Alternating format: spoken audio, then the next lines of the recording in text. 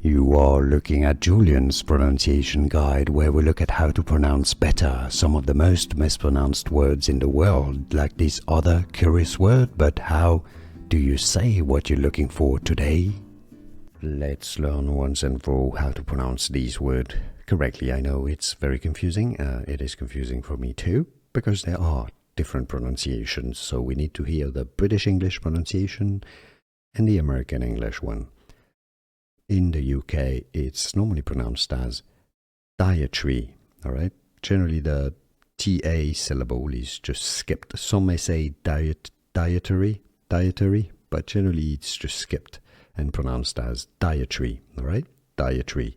Now, the Americans say it as dietary, all right? It's quite commonly as a documentary. It's quite common in the US that they do this. So, dietary in American English, dietary, or dietary in British English. It's easy, and now you know. Here are more videos on how to pronounce more confusing words and names too many mispronounced. Like this video if you found it useful. I appreciate your support. I'll see you soon, and thanks for watching.